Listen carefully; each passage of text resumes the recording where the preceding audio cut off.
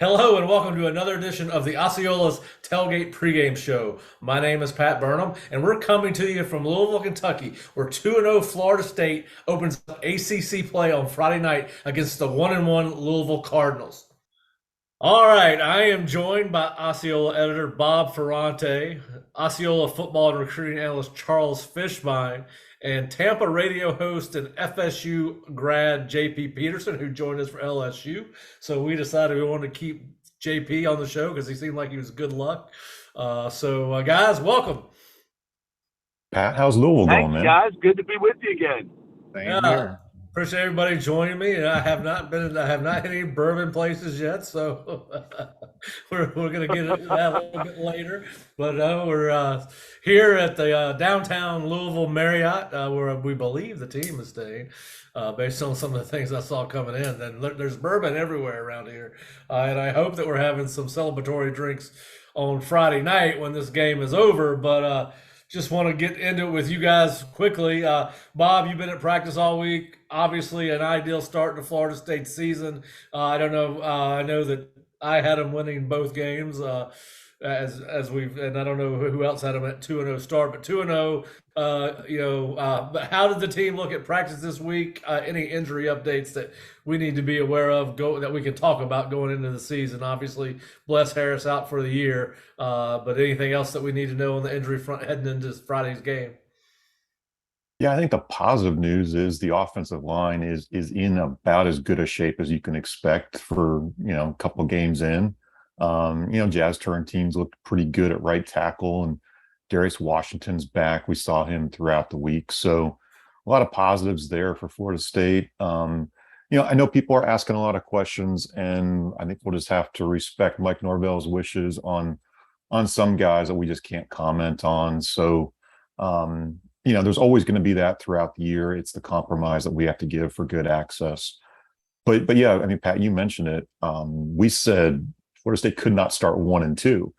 And now you're looking at the prospect of a 3-0 start, which would be really cool for a program that just hasn't seen September success. So I think that's really a good way to view things right now. Yeah, and listen, I don't want to jump too far ahead of things, but if you take care of business in Louisville, you have a Boston College football program coming in the next weekend that right now is one of the worst teams in NCAA, averaging zero point 0.6 yards per rush. I mean, they've got a lot of work to do to beat anybody right now, let alone Florida State. JP, you were not with us last week after LSU, but you were at the LSU game.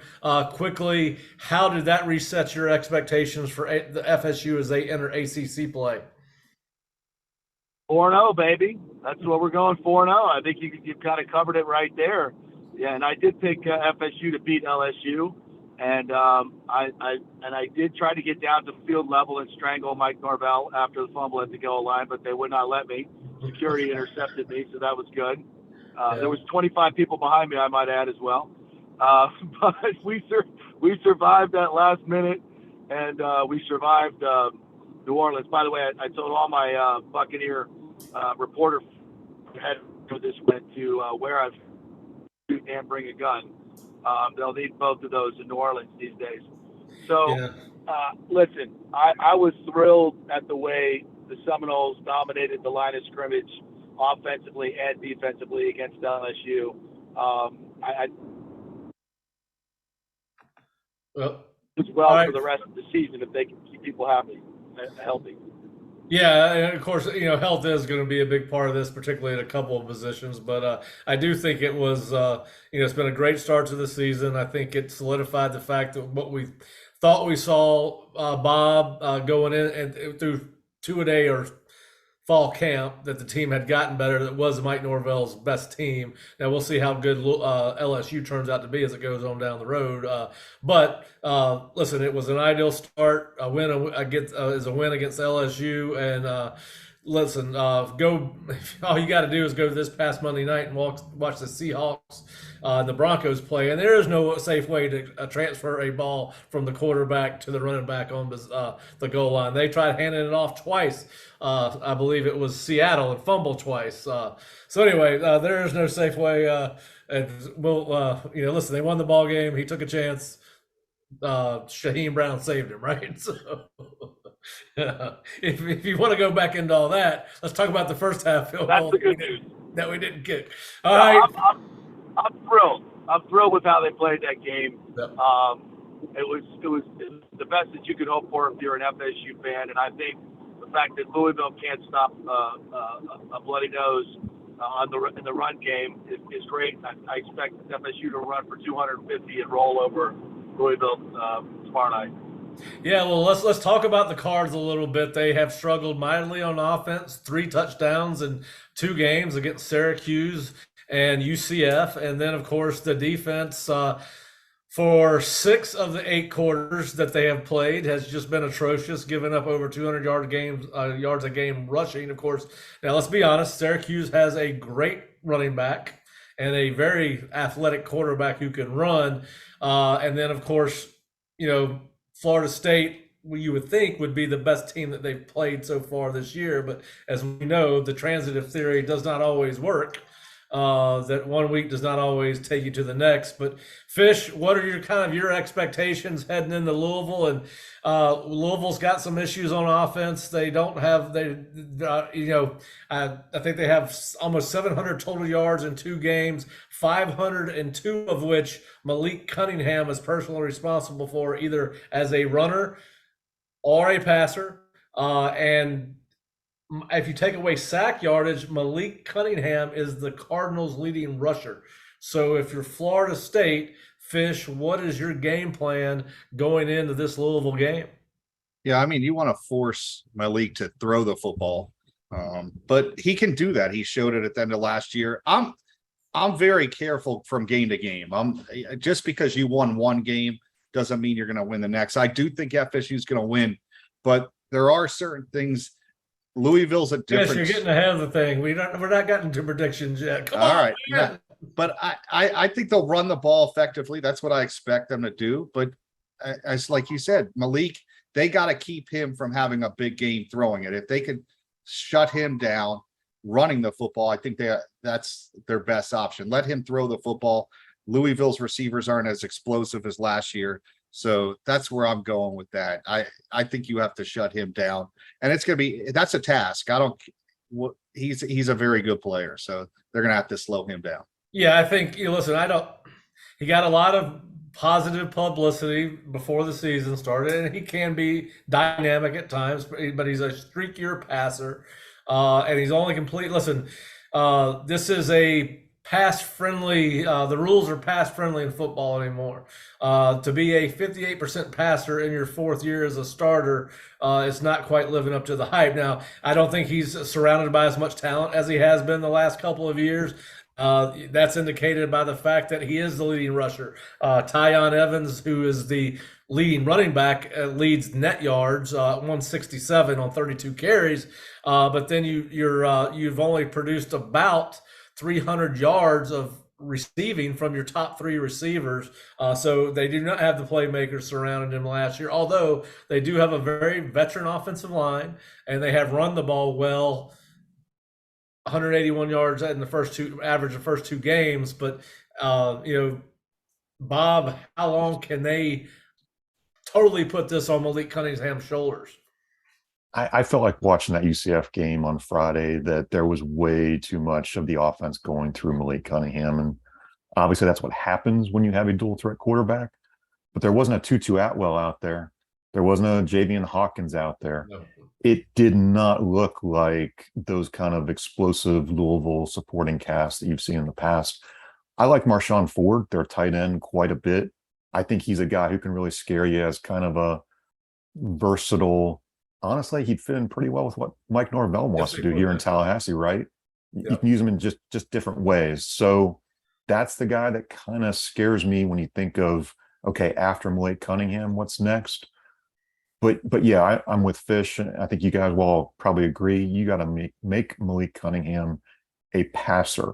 If you can somehow cut off the running lanes and keep him just minimized, you don't shut down guys like that. You minimize the damage and make him throw, make him be that 58% guy, and hope that you're affecting him as a passer. Well, and I agree with both of you. I think that you do have to force him to throw the ball. And listen, if he beats you throwing, it was just his day, right? I mean, and he's going to have good days. He wouldn't be a 4-year starter if he didn't have some good days. But they have been very reliant on him. I mentioned somebody earlier in the week that I think FSU needs to stack the box, 8 men in the box, and really challenge him to throw. Now, people took that as an oversimplification, right? Because you can show a loaded box and have guys bail into coverage, right? Show blitz, bail out of blitz, have the linebackers in double-A gaps or wherever you want to put them, and then bail out and play coverage. But you make the picture muddy by bringing all those people up. And obviously, their offensive line has not done a great job. They've given up, I believe, 5 or 6 sacks in just 2 games. Listen, 2 games is not a great sample size for anybody. And that's why we play these games. But, Fish, if you're Florida State, how are you schematically trying to approach Louisville's offense from Adam Fuller's standpoint? I think you're going to have to bring an extra guy in the box and maybe bring more safeties, DBs on the field instead of having linebackers in this game. Because outside of Tatum Bethune, I don't think the other guys are as athletic as far as being able to really do a whole lot in space. So they may bring some extra DBs on the field, maybe have a spy on Cunningham so he doesn't go off. It's very important that they keep him in check, because if he has success, that allows the other guys to get confident. And you know how that is. It could snowball and he becomes more effective.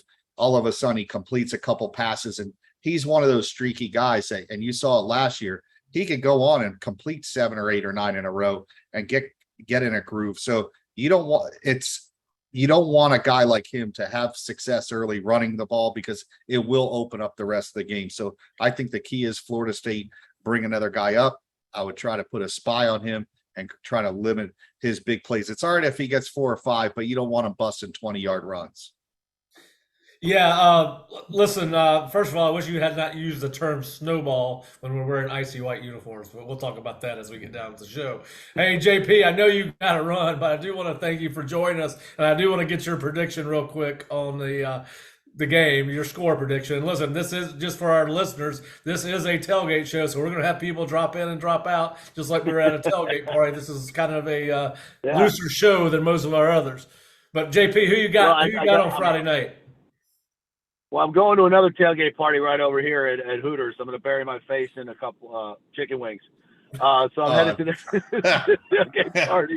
But I'm saying FSU 31. Louisville 21, just like the Buccaneers.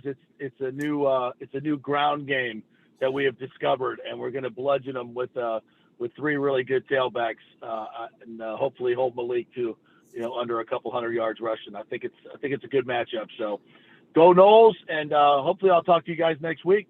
Yeah, man, and we're gonna get you back on when we talk some more NFL, get some more Tom Brady, good gossip on him. And I saw Giselle send him a text or tweet, but didn't go to the game. It's such drama down there in Tampa.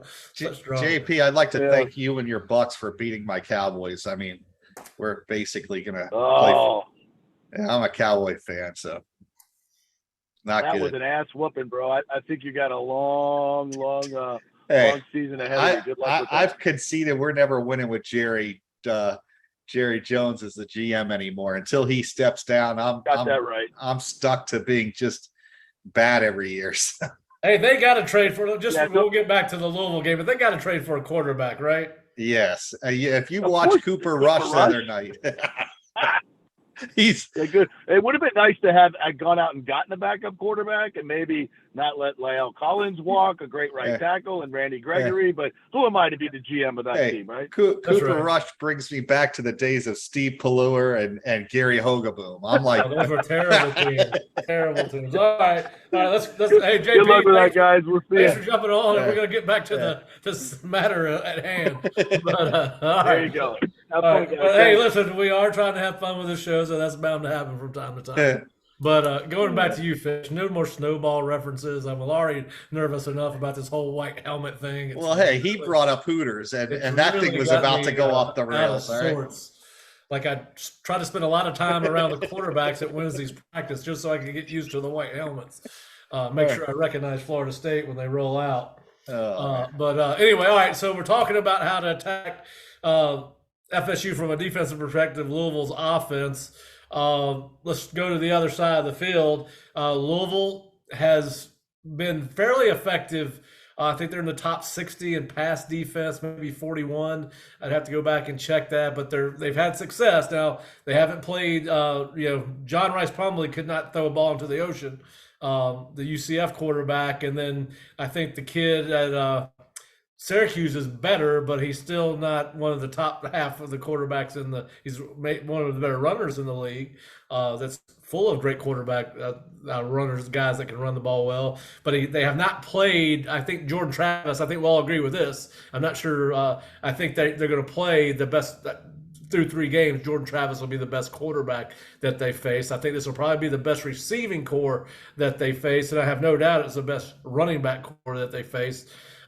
So they are struggling stopping the run, but how do you see Florida State attacking Louisville's defense, Bob?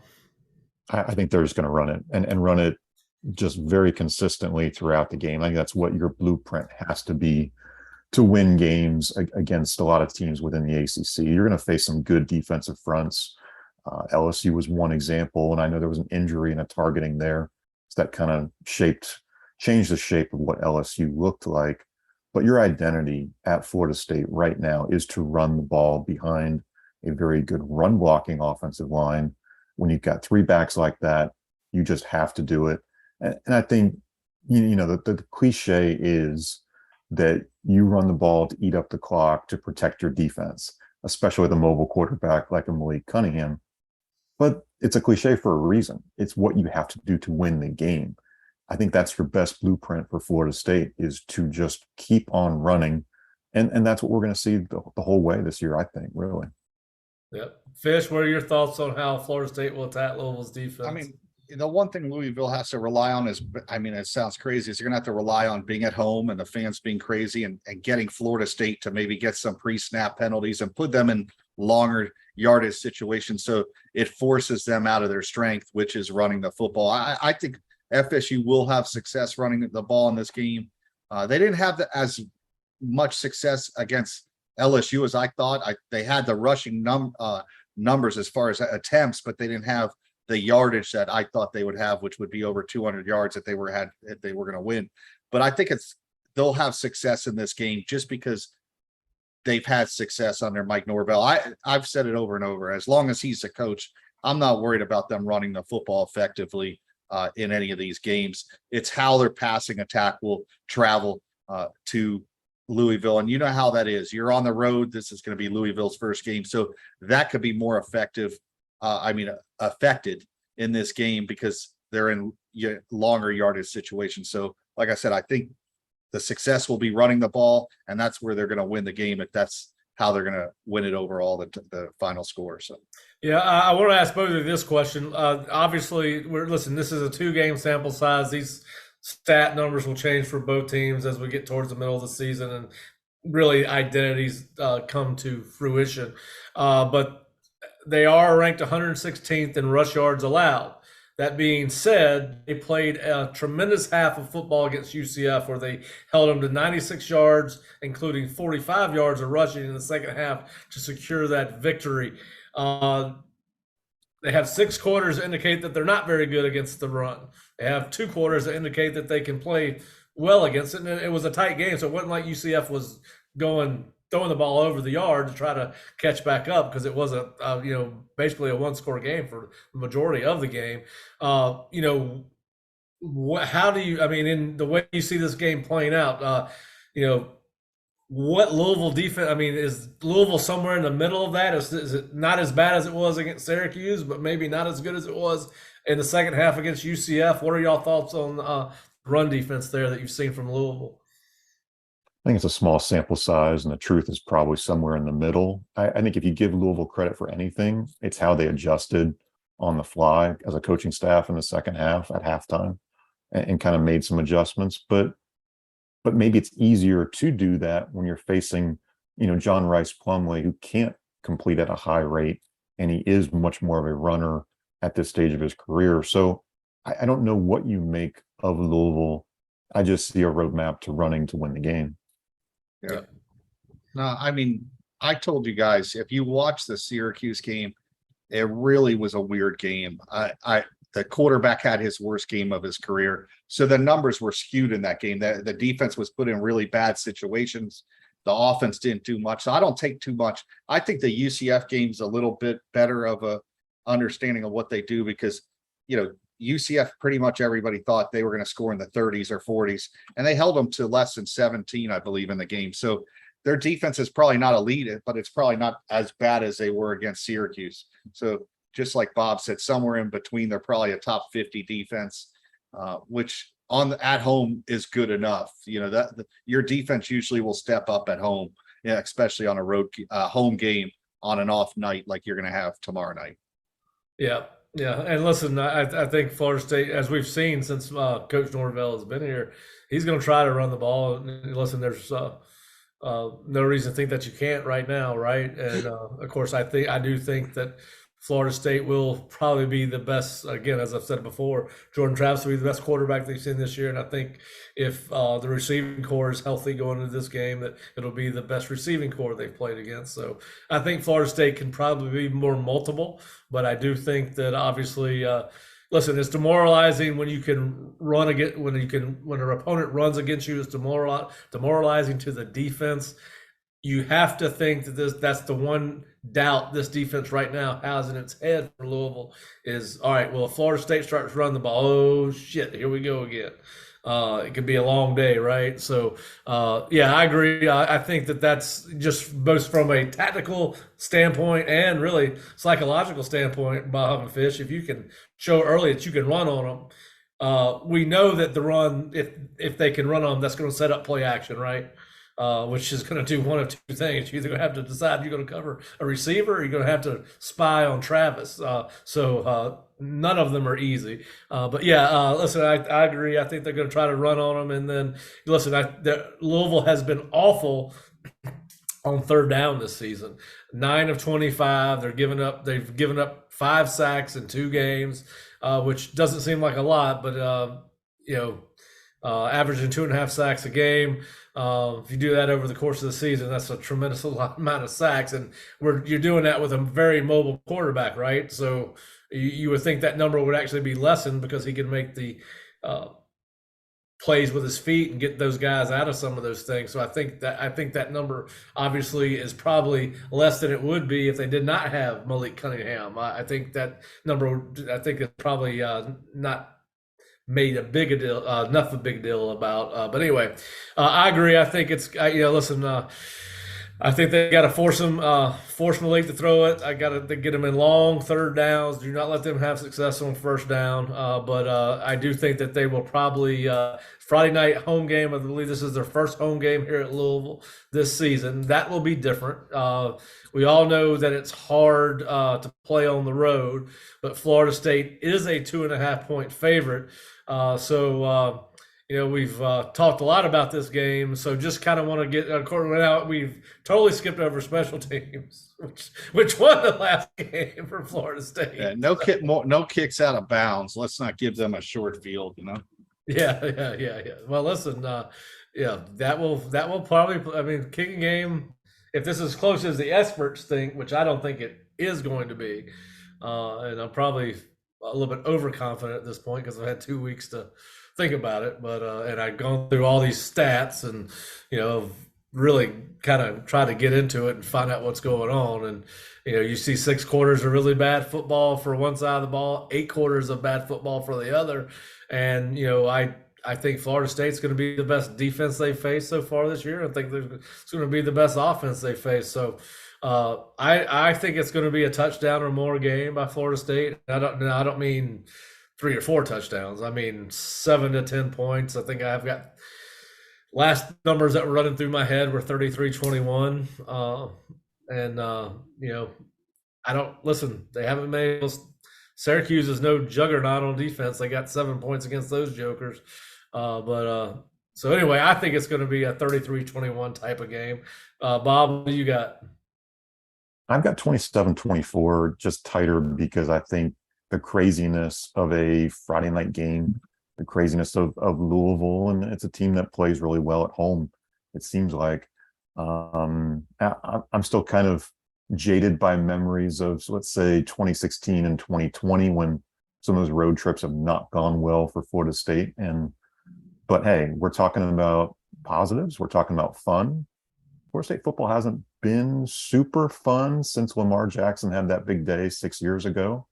And I think if anything, the fans would be happy. They'd feel like they're having fun watching this program again. And it would be a nice cherry on top to 6 years later say, oh, you get a little bit of revenge, and a feel good road win to make you 3-0 and kind of make that start into ACC play.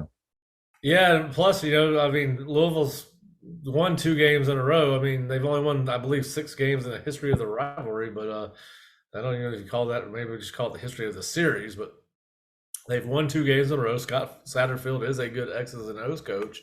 So it's going to be a challenge. It'll probably be a challenging game, but listen, as you said, if you can get out of here with a win, you're 3-0, got a what looks to be a really bad Boston College team coming in. And as we've talked about multiple times, confidence is a funny thing. And a 4-0 Florida State team hosting Wake Forest, who now has Sam Pittman back, but you got him at home. You are a better team than you were last year, we think. That's what we're saying right now, right? Luckily, we get to readjust our expectations every week with college and pro football. But I think, and I do want to ask you guys this, and then we'll kind of move on to some other things and talk a little football outside of Florida State. But I said we all gave some kind of prognostication, breakout stars, most important player, and one of the things that we said was most important game. And I had said in my article that I thought, regardless of what happened at LSU, the Louisville game was the most important game. Because if you had lost LSU, obviously it lets you know how the team responds to adversity. We've heard the players say they're back. The fans are fired up. I'm hearing 9 and 10 wins. And, if we were in a 12-team playoff right now, I guarantee we hear people talk about this is a playoff team. And listen, if they go 8-4, 9-3, they could be a 12-team playoff, depending on how all the other conferences shake out. But I still think this is the most important game because now they need to validate what they did against LSU and show that they are an improved football team and more consistent football team, and show the maturity that we have heard so much about from coaches and the players in camp and then through the first 2 weeks of the season. But they got to show they can handle success. This is their first road game, so teams at times do get kind of places you don't play well, right? We've seen that traditionally, but how important, I think, Bob, you might have said the LSU game was you thought the LSU game was the most important game on the schedule. But how important, what do you want to walk away from this game with, and why do you think it's important for Florida State to win? Other than that's when we play. Sure. I think the LSU win carries prestige because you're going into their state and you're beating an SEC team. But when you go up to Louisville, it's an ACC school, it's a division opponent, and it kind of puts you in a good position to maybe challenge for a division title. And that's a real long shot because Clemson, NC State, all those guys are going to be tough. Wake Forest, of course, too. I think if you can show that you can run the ball, if you can handle a night road atmosphere, if you can handle, what was the term, prosperity? I think one of us used, Mike Norvell talks about adversity. He also talks about, can you handle prosperity? And that's why he was really pissed off, a week ago about how that practice went during the bye week. He wanted to see them keep grinding and keep working. That's his DNA, is you guys have to work your butts off and you can't take anything for granted. So if they go up there and take care of business, I'm with you. This one could be a double-digit win, a 10-point win. I just kind of feel like crazy things happen. You might see a turnover or some pre-snap penalties, something that just doesn't go Florida State's way, and that's what makes your game a little tighter. But if Florida State can see a win and it can prosper on the road, I think that's pretty huge for momentum going into the schedule. Yeah, and Fish, it's coach speak. The next game is always the most important, right? That'll be the true next week, even though it's Boston College and they're awful, but it'll be the game of the season next week, and so forth and so on. But what are your thoughts on Louisville being the most important game of the season? Am I wrong there? What do you think? And what are your expectations? Yeah, I've always felt this was the most important. And I don't look – you don't want to look ahead to Boston College or any of these games that they're guaranteed wins, because you know how conference games are, especially the last 5 years. You don't want to take any game for granted. FSU's actually played the really good teams very well, and then the teams they're supposed to beat, they haven't. So I think this game with Louisville's important. One, it's the first ACC game of the year. You want to get off to a good start in the conference, but it means a lot. You're talking a 3-0 start, like you said. It's a confident thing, and beating Louisville where they haven't had success. I've looked at the trends. You look at FSU's 1-5 against the spread the last 6 years. They're 2-4 the last 6 times up there straight up. They're 2-14 the last 16 games on the road. They're 1-7 against Atlantic and against the spread the last 8, and they're 1-6 in the last 7 games in September. So to sit here and go, oh, they're going to blow this team out, I think I'm predicting 27-26. They kick a field goal at the end. They'll win a very close. If they win this game, I think it's going to be close. I think it's on the road. You know how those games are on Thursday and Friday nights. Just magic happens for the home team. And Louisville's, trust me, has been circling this game. It's the first game they've had at home, and they played 2 road games to start out the year. I think they come out jacked up. You don't want the emotion to get the best of you in this game, and that's where you talk about adversity or whatever affecting FSU. They need to just come out and play like they did in the LSU game, and I feel they'll win a close game. Yeah, well, I'm hoping it's not as close as what you and Bob are indicating, but maybe you'll be right. You're probably going to be right. I'm probably a little bit too much into the Garnet Gold Kool-Aid right now, and that's minus the bourbon. Wait till I might pull a Bob. Hey, a win's a win. Nobody, like I said, they beat LSU by 1 point. Nobody remembers it was a 1-point game at the end of the day. They have a W next to their name. If they win this weekend, whether it's one, people remember, Fish. Oh man, Hey, Bob, thanks for joining us. We appreciate it. I know you got to go, yeah. Hey, listen. I was reminded. I wrote first impressions after the LSU game. Of course, I was trying to accentuate the positive because those were the more positive things were the things that impressed me most. But a subscriber reminded me that I forgot to talk about Mike Norvell's coaching errors during the game. And yes, if I had done a more comprehensive list, I probably would have got into the. And listen, I don't have this big. I didn't have. Again, we're going to quit talking about it. I did not have. I didn't have as big an issue with the everyone else. But anyway, yes. So yes, we are.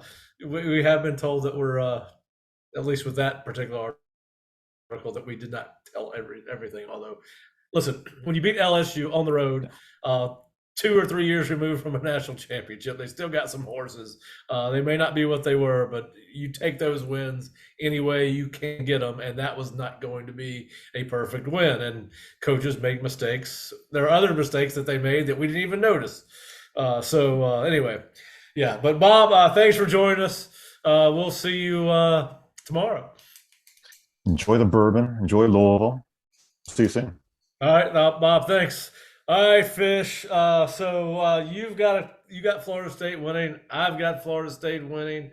3-0 would be a great start. I want to talk about some other things going on around college football. We had our first, I believe it was our first firing of the season. Nebraska was upset by Georgia Southern. Scott Frost, who would have been owed only $7.5 million in a buyout as of October 1st, was fired immediately after the game by one of his former teammates, Trev Alberts, who is now the athletics director at Nebraska.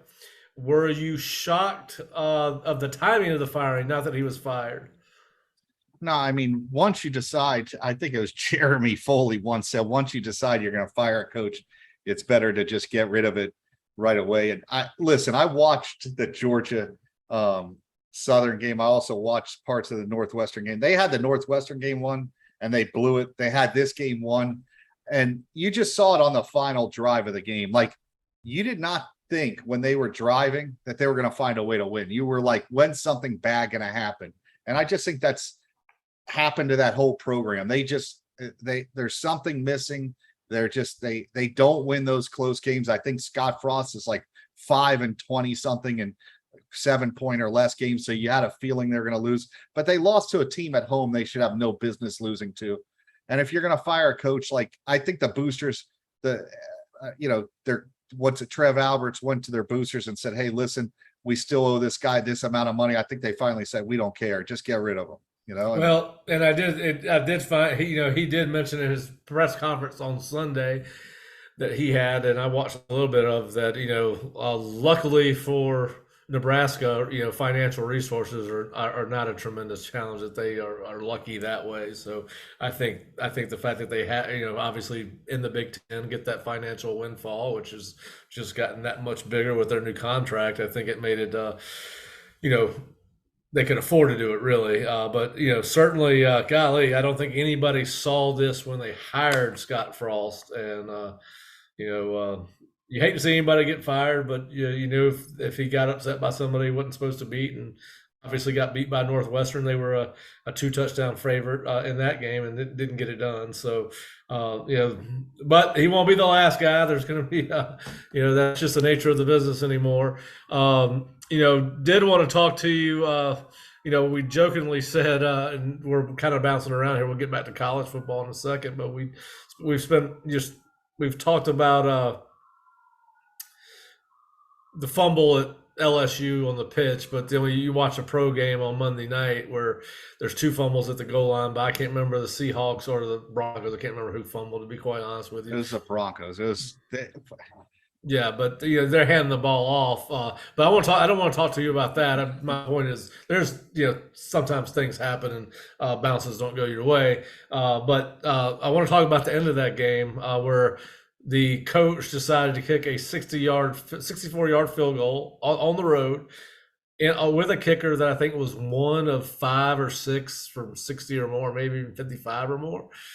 Wasted 30 seconds off the clock before they called the timeout when they didn't need to milk the clock. They were behind. Giving the ball back didn't mean anything. Why were you I mean, that Nathaniel Hackett's been coaching football for a long time. That he's been around football his whole life. Were you shocked at how that game ended?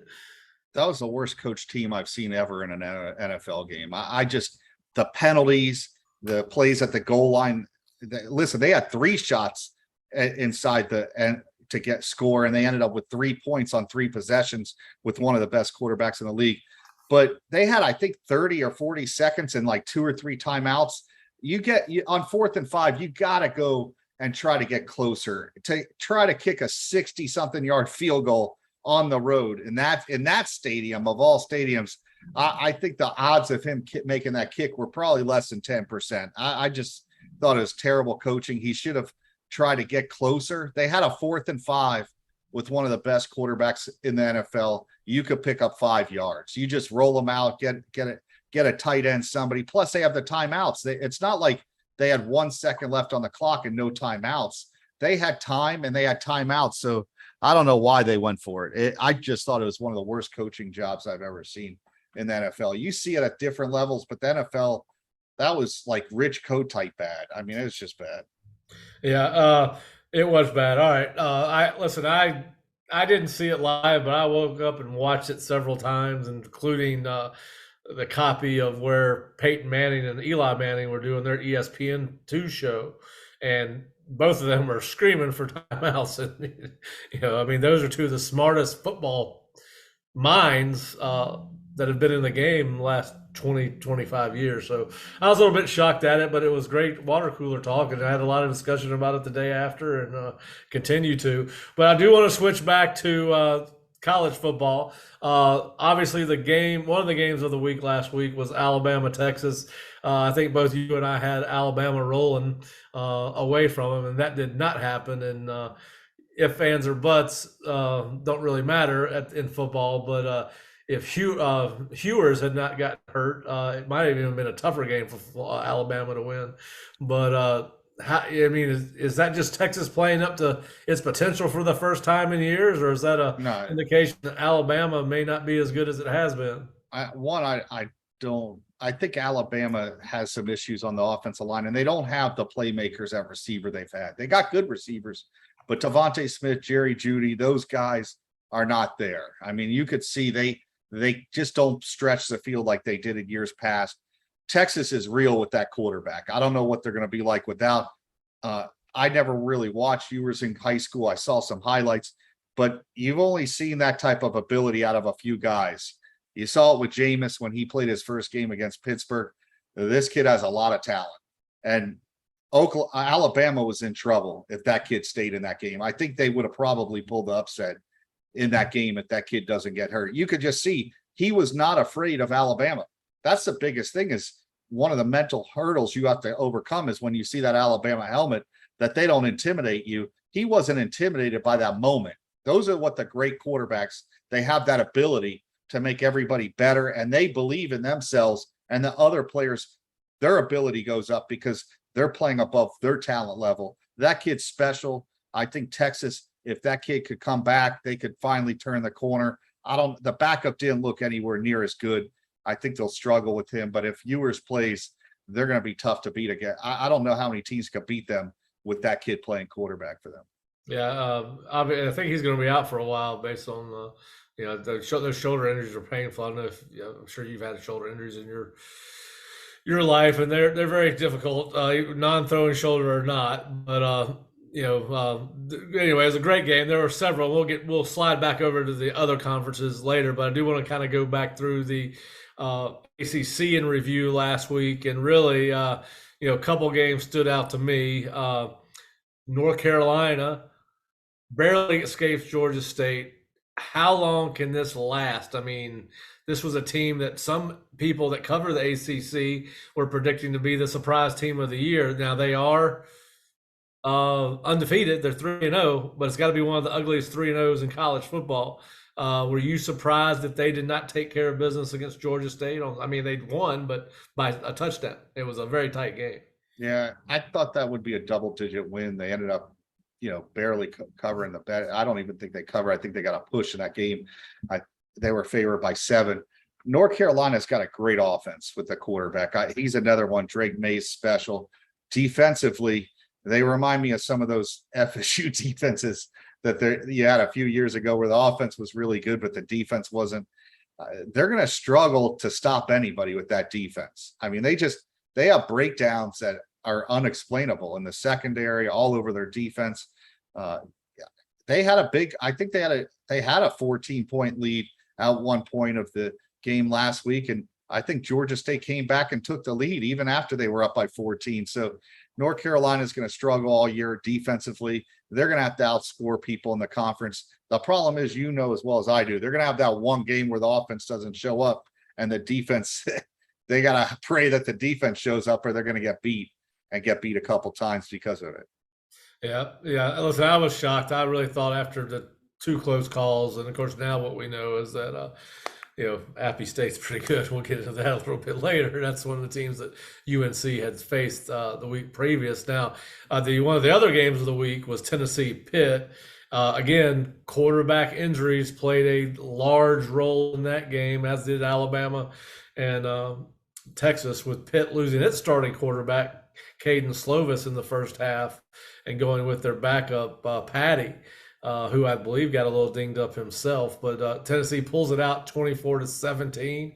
I think that speaks to just how I'm glad we're not playing Pitt this year, because the one thing Josh Heupel can do is he can take advantage of speed and size with his receivers, and I thought Pitt did a great job of handling his offense. But certainly a game that Pitt probably could have been even probably won if it had Slovis there because he was having a good first half. What are your thoughts? What were your thoughts in watching that game? Yeah, I mean, Pitt's a good team this year. Like I said, it's tough to win a conference like they did for the first time in a long time and get it going the second year. I thought they would take a step back, but when they have Slovis healthy, their team could play with anybody in the ACC. They're going to be there at the end if they could get him back healthy. They're a good football team. They're tough up front. They're very physical on the O-line and D-line. Charlie Partridge, you know him as well as I do. Yep. He's done a great job with that defensive line at Pittsburgh. He takes guys that are very not the most heavily recruited guys and turns them into beast up there. And they're a tough team. I just think week in and week out, when you got to face a team that likes to mash the ball with their running backs and run game, and they're physical up front on the defense, you're going to be in a street fight every week with them. So whoever they play, I think the games will be like that all year long. I think Pitt will recover if Slovis comes back. They do have a major drop off when he's out of there. Yeah. Now, were you surprised at Duke beating Northwestern? They won 31-23 despite giving up 435 yards. I actually was going to pick Duke, and if you look at all the trends, they do well against Northwestern. I'm a trends guy because I look at those things. You can't look at opponents against each other. You look at trends. Duke has always done well against Northwestern. Duke probably They're smarter than Duke probably has one of the better young quarterbacks in the ACC. The Riley Leonard kid last year played against Louisville. He was 13 of 13 when he came in. Now the game was out of control, but if you look, he's completing like 70% of his passes this year. He's a very good quarterback. Elko's a very good defensive coach. You know that he's gonna get that thing turned around. But yeah, Duke being 2-0 is more of a surprise than them beating Northwestern. I think that wasn't that big of a surprise if you looked at the trends of prior years between them and Northwestern. Yeah, and then of course another score that kind of caught me, not the fact that they lost, but the fact that it looks. I didn't see it. I saw parts of it on the YouTube condensed version, but Virginia losing to Illinois 24-3. I really did not think that game would be one-sided. I thought it would be a tight game. It wasn't. I don't know how much you've got to see of Virginia this year. Are you? They were supposed to be dynamic on offense because of the quarterback. Any early thoughts on Virginia? Yeah, I mean that's a surprise because they do have the better quarterback. Illinois had a good first week game. Then they came back. They didn't look good against Indiana. So you're thinking, all right, this game, Virginia will win the game. They're the better team, but Illinois handled them pretty easily. That first year, too, you just don't know. They have a first-year coach. Yeah, they have a returning quarterback, but you see it so many times. Do those kids fit into that coach's scheme or what he's selling?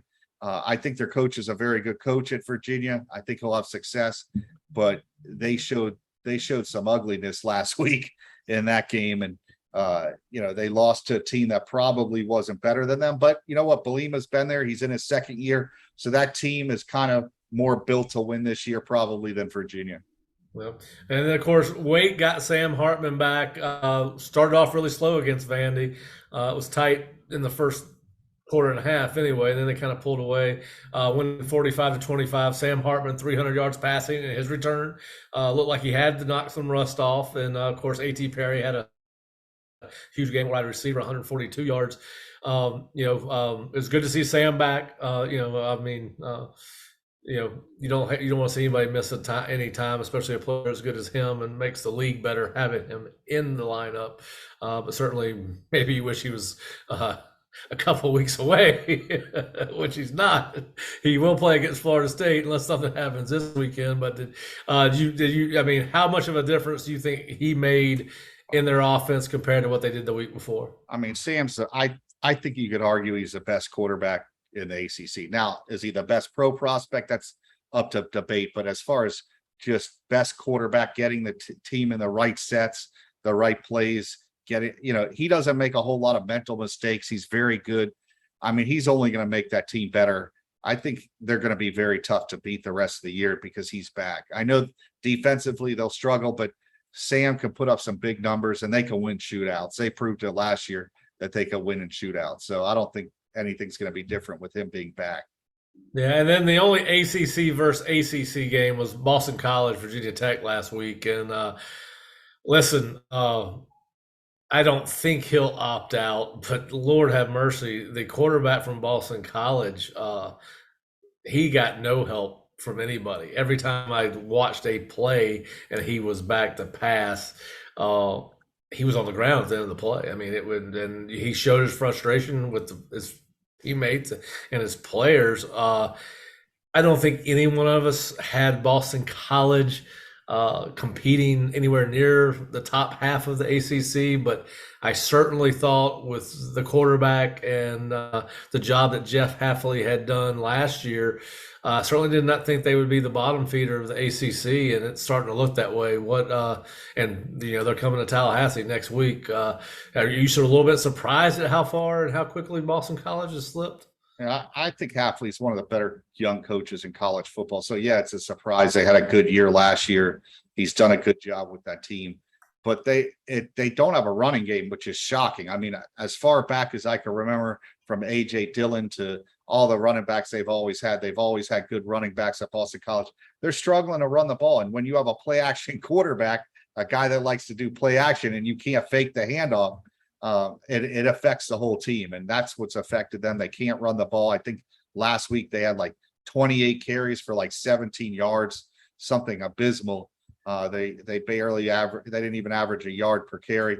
I think that's a big deal. Hafley's a good enough coach. I think they'll get better as the year goes on. I can't imagine them being this bad all year, but right now they're a bit of a disappointment. You thought at worst they'd be a 6-6, 7-5 team. They may not even get to 6 wins this year. They may only get like to 3 or 4. Well, I'm going to tell you what, this number, I don't think you may have heard this number. In 2 games, they have rushed for an average of 27 yards per game. They're at 0.6 yards per carry, 54 total yards in 2 games. This is Boston College we're talking about. Yeah, shocking. In fact, I think what the NCAA, the ACC, and the Big Ten need to agree upon is to let Iowa and Boston College play each other for the rest of the year. Yeah. I mean, hey, at least BC this week, they scored a touchdown the traditional way. Last week, they scored with 2 safeties and a field goal, which is like almost impossible. So they're averaging 7 points a game, Iowa.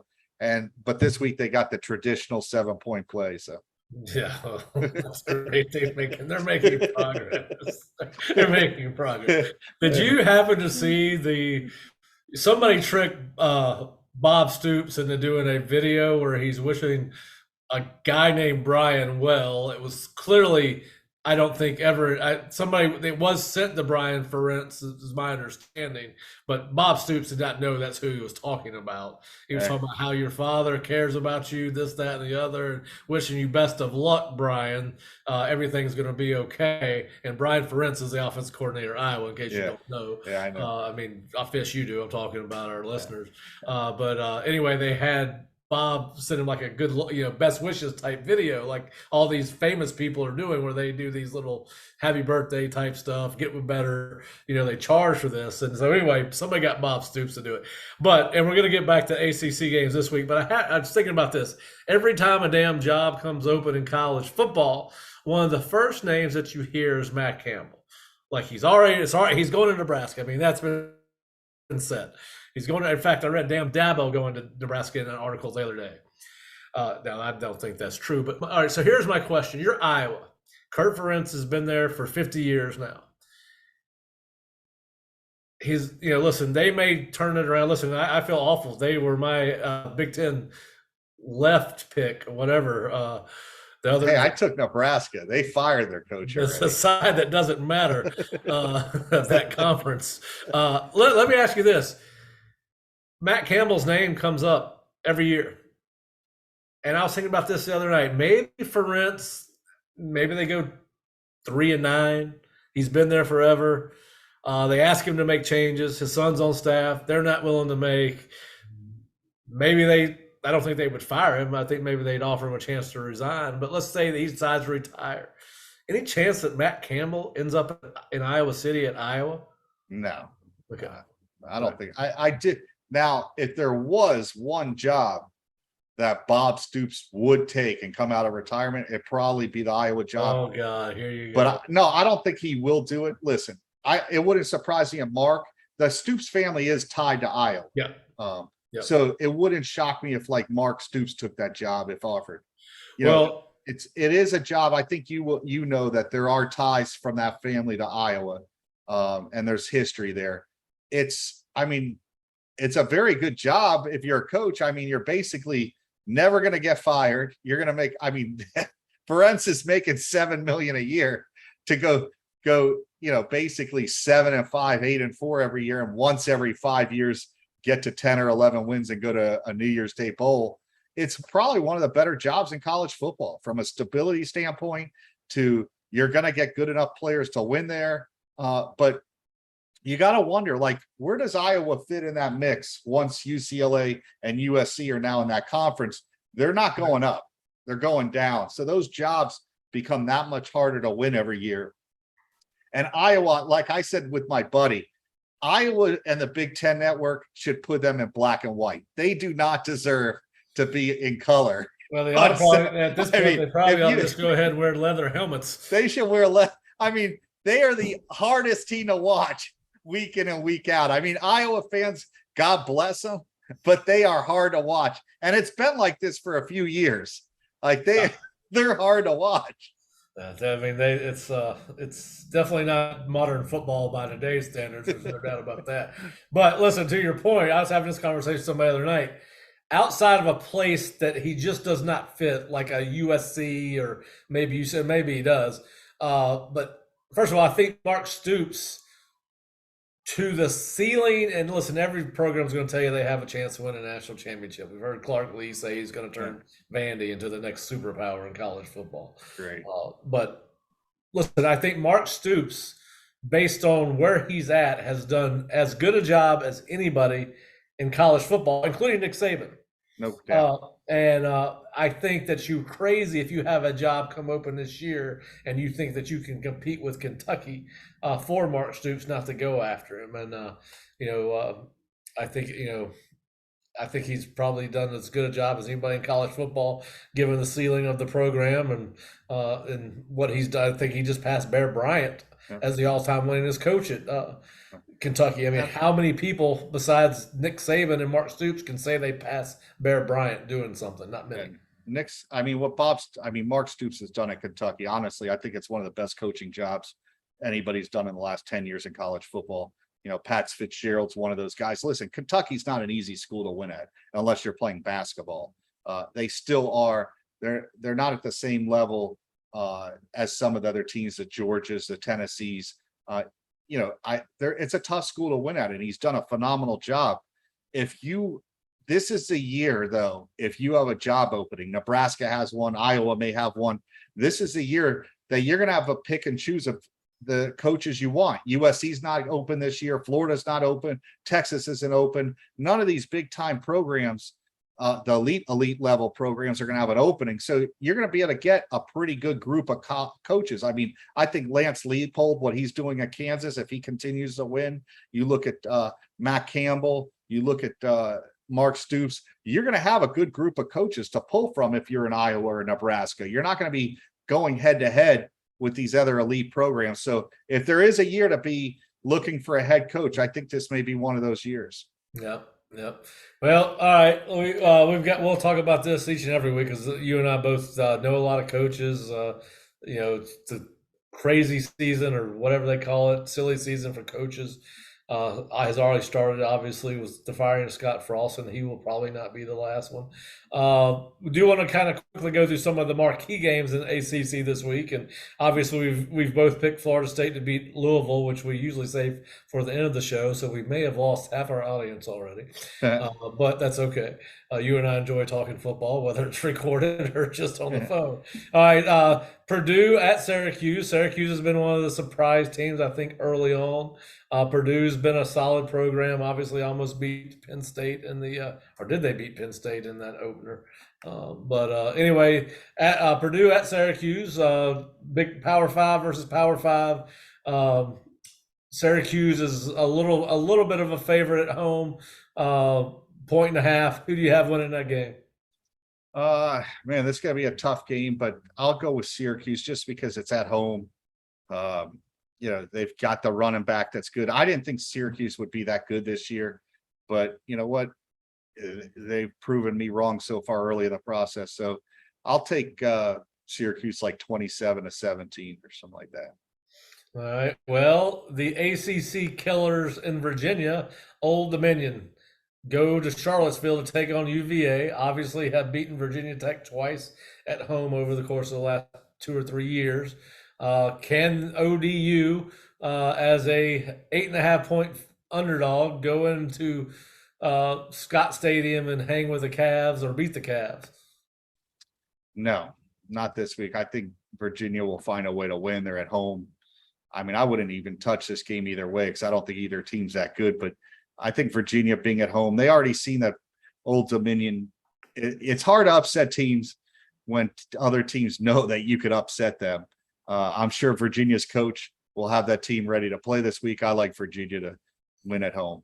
Yeah, no, I think we'll both agree with this. I think that the ODU game could be close, but I think Virginia will win. It got better players. I think they got better players. Why they chose to put this game on national television at 3:30 is beyond me. 20th ranked Ole Miss at Georgia Tech. Georgia Tech 1-1. They got a 35-17 win over Wofford or somebody last week. It was Western Carolina. Was not very impressive. I think 16.5-point favorite is Ole Miss. I think Georgia Tech's going to 1-2. What about you? Yeah, I agree. Ole Miss is a better team, better offense, better defense, better coach team. I don't see what advantage Georgia Tech has. I think they could keep it close probably for a half, but Ole Miss is just too big, strong up front. They'll pull away in the second half. And of course, Wake gets Liberty at home. Liberty's 2-0. Obviously, Hugh Freeze has done a very good job up there. They're a big favorite. Wake is a big favorite at home. Again, 16.5 points. Obviously, Hugh doesn't have the quarterback he had last year, the kid that got drafted. I think it's Salters now, the kid that initially signed with Tennessee out of Texas. Caden Salter is his quarterback now. He's also his leading rusher for the season. So any chance that Liberty can go in and upset Wake Forest? It's a possibility. I mean, these are the type of games you got to always be, it's not a conference game. Liberty's got a very good coach. It wouldn't shock me. I think it could be a close game, closer than the number predicts. All right. Well, let's talk about probably outside of Florida State and Louisville, the game of the week, the only game of the week in the ACC where an ACC opponent is playing a ranked opponent, and that's Miami at the now 1-1 Texas A&M Aggies in College Station after really dominant performance by Appalachian State over Texas A&M in a lot of ways. Only held the ball most of the game. Obviously Miami struggled early against Southern Miss before really. I don't think it was as close as the 31-7 score indicated, but Southern Miss did hang tight for a quarter and a half. Can Mario go on the road and beat Jimbo? He could, but I don't think it's going to happen. I just think Texas A&M will regroup once again. Miami, I have a lot of respect for Mario, what he's going to do there at Miami and the recruiting. They're still not to that level yet to beat a team like this on the road. I think A&M will bounce back, have a strong performance. They're very good on the D line. You still have to question Miami up front. Miami doesn't have really a big time playmaker at receiver this year, as Restrepo was just called out about an hour ago. Restrepo, one of their leading receivers, will not play in this game. I see A&M winning this game by like 10 points or more. Really? Okay. Well, yeah. This will be the first time we disagree on our ACC picks because I'm going Miami. Listen, I was not impressed.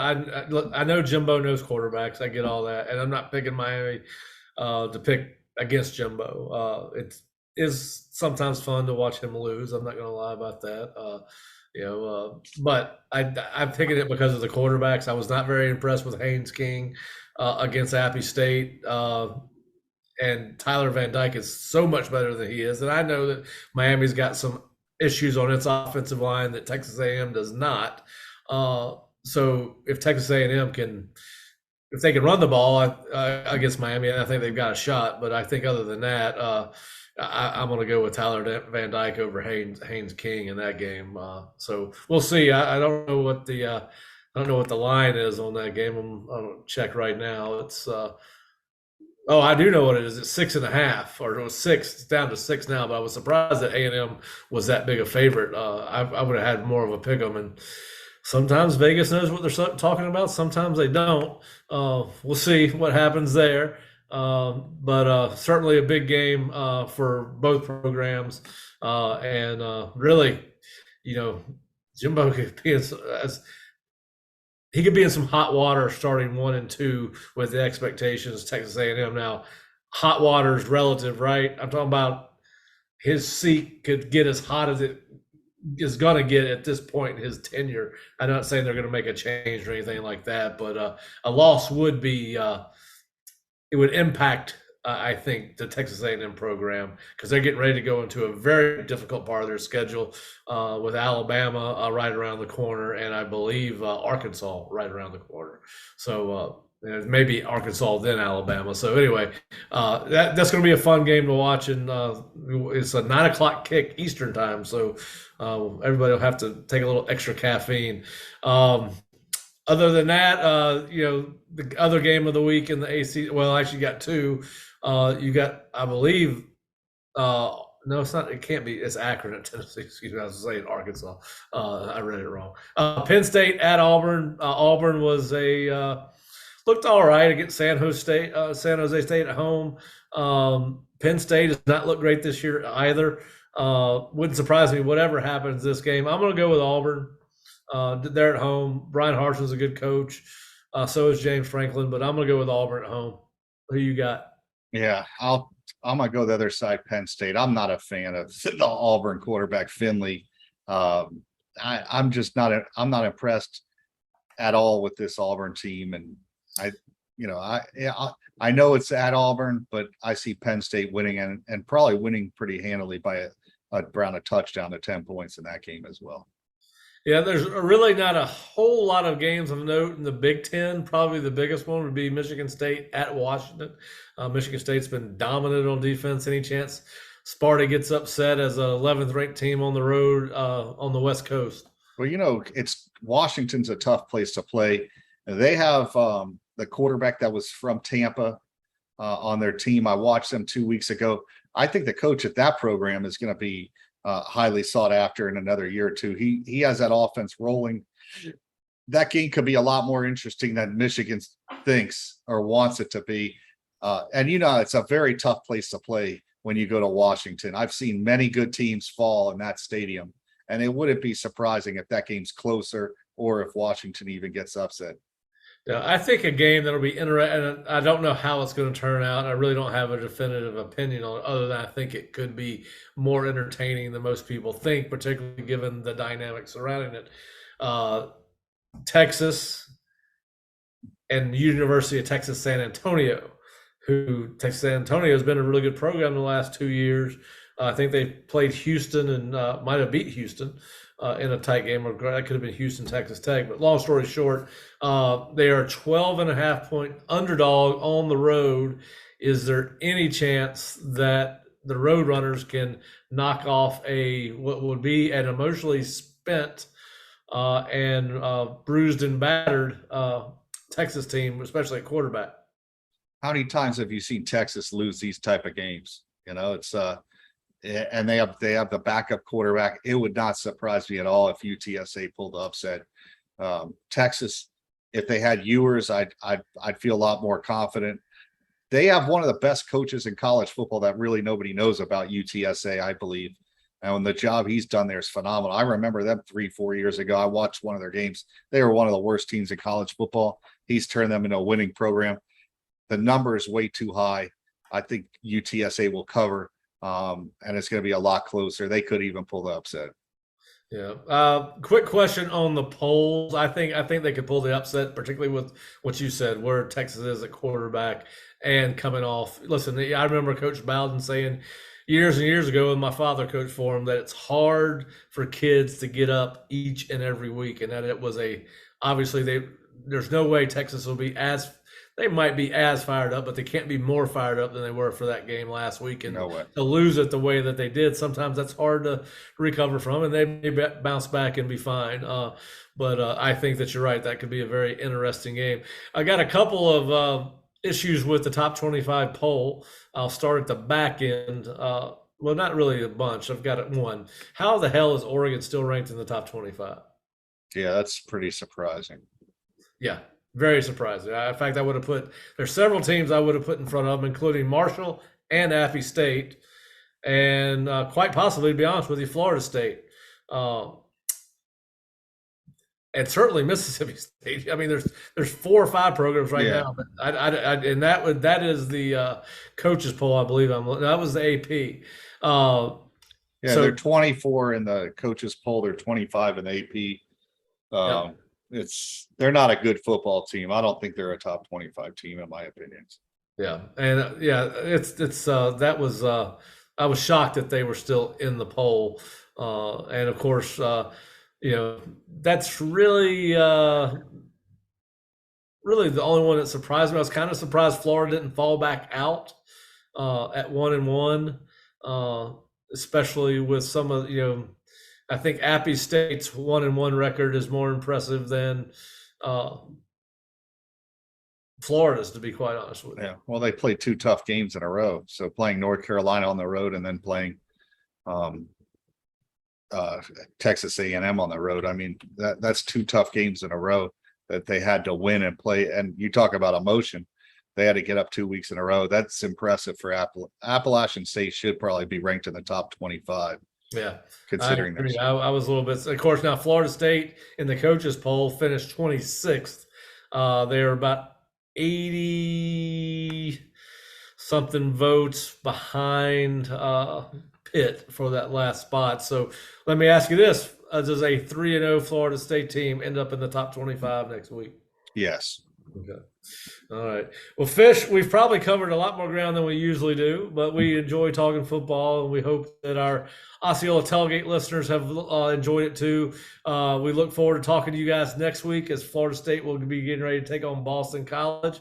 And, of course, we'll have Seminole Sidelines on Sunday, First and Knoll on Monday, game previews, all the stuff as we get ready to review Louisville and head to into the Boston College next week. But certainly looking forward to tomorrow night, Fish, and looking forward to catching up with you after Florida State's game against Louisville to find out what we think about the Noles.